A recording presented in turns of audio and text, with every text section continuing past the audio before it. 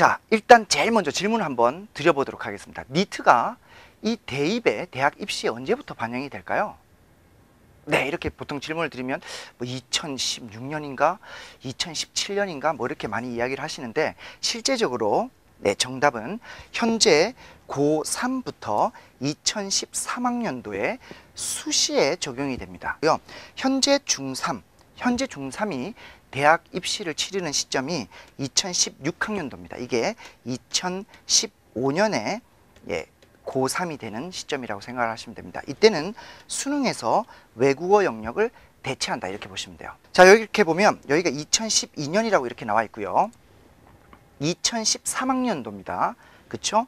일반 시험이 10회가 있다, 이렇게 나와 있죠. 요 전해를 보면 시험평가, 예비시험 이렇게 나와 있는데, 2012년도 일반 시험이 드디어 처음으로 실시된다, 이렇게 보시면 되고요.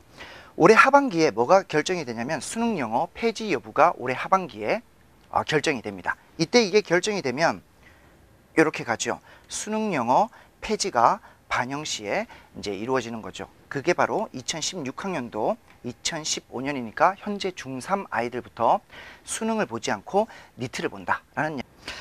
자, 일단 시험의 특징은 IBT입니다. 이게 뭐냐면 Internet Based Test라는 이야기죠. 그래서 전부 다 컴퓨터로 시험을 본다, 이렇게 이해를 해주시면 좋겠고요. 하나 더 아셔야 될 내용이 뭐냐면 1년에 시험이 24번 있습니다. 그러나 한 아이가 볼 수 있는 시험은 2회밖에 제한이 안 됩니다. 24번 시험이 있다고 우리 아이가 24번 시험을 볼 수 있는 건 아닙니다. 반드시 2번밖에 볼 수 없으니까 처음에는 조금 연습으로 볼 수 있어도 두 번째 볼 때는 반드시 좋은 점수를 따야 된다, 이렇게 말씀드릴 수 있고요. 이건 점수가 나오잖아요. 수능처럼 뭐 98점, 96점 이렇게 점수가 나오는 것이 아니라 각 영역이 4개 영역이 있습니다. 말하기, 쓰기, 읽기, 듣기 4개의 영역에서 절대평가입니다. 즉 점수를 잘 받으면 되는 거죠. 그죠? 절대적인 수준을 정해놓고 4개의 영역으로 일단 점수를 줍니다. 가장 좋은 점수가 A, 그 다음 B, C, 그 다음 F는 우리가 이제 탈락이다, 이렇게 보시면 돼요. 이건 뭐 불합격이다, 이렇게 보시면 되고요. 합격 등급이 A, B, C 이렇게 등급이 있습니다. 자, 그러면 한번 볼까요? 자, 문제가 어떻게 구성되는지 좀 간단하게 말씀을 드리도록 하겠습니다. 여기 보면 2급 시험과 3급 시험으로 구성이 되어 있는데요. 이 듣기를 보면 듣기가 32문항, 읽기가 32문항, 말하기 4문항, 쓰기 2문항 이렇게 나와 있기 때문에 이것만 보면 듣기하고 읽기가 가장 중요한가? 이렇게 생각하기 쉬운데요. 사실은 듣기에서도 A, 읽기에서도 A, 그 다음 말하기에서도 A, 쓰기에서도 A를 받아야 되기 때문에 문항수는 이게 훨씬 많지만 실제 중요도는 내 영역이 다 똑같다, 이렇게 보시면 되고요. 그런데 뭐가 더 중요할 수 있냐면 이 듣기는 3문제를 틀려도 29문제를 맞으면 90%가 넘어가잖아요. 그래서 A를 받을 수 있습니다. 그러나 듣기는 한 문제 자체를 못 쓰게 되면 50%가 돼버리기 때문에 이건 A를 받을 수가 없죠. C 이하를 받게 될 거기 때문에 그러면 이건 상당히 대학 가기가 힘들다, 이렇게 말씀드릴 수 있기 때문에 실제로 중요한 부분은 말하기하고 쓰기를 잘 준비하는 것이 아주 중요하다, 이렇게 말씀드릴 수 있습니다.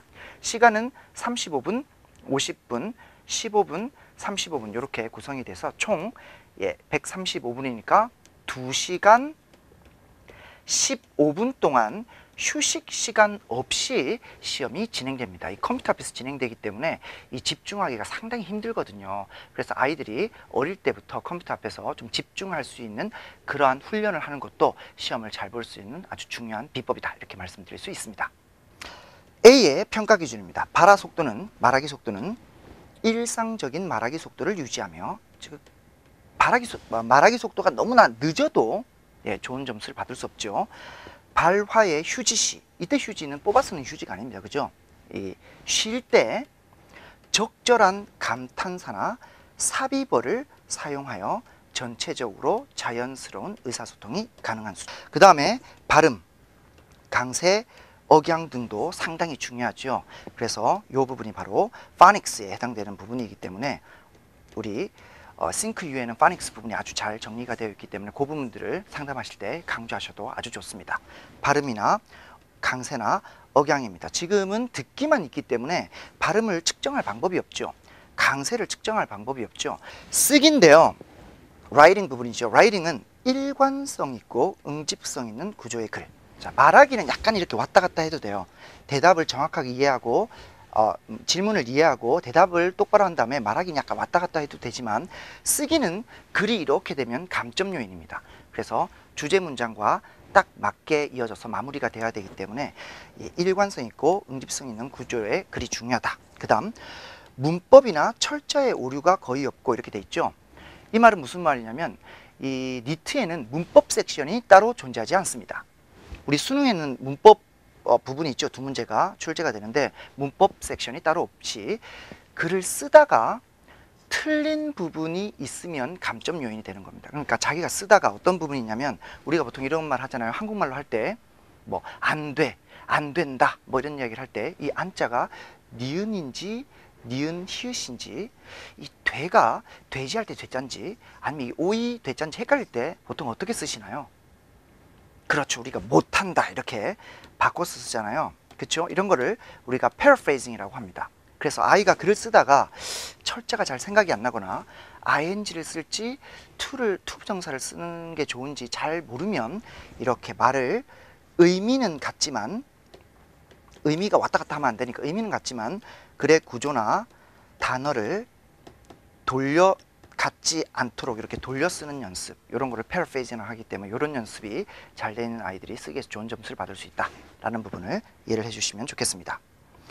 그래서 학교에서 조금 뭐가 이제 지향이 될 거냐면 뭐 투부정사의 부사적용법, 형용사적용법 이런 용어들을 전혀 몰라도 대학 가는데 아무런 문제가 없는 지금 세상이 이제 도래를 했습니다. 그래서 문법 용어를 너무 강조하기보다 실제로 쓸 수 있는 부분, 이런 부분들을 교과부에서 아주 중요하게 여긴다라고 이야기를 했고요.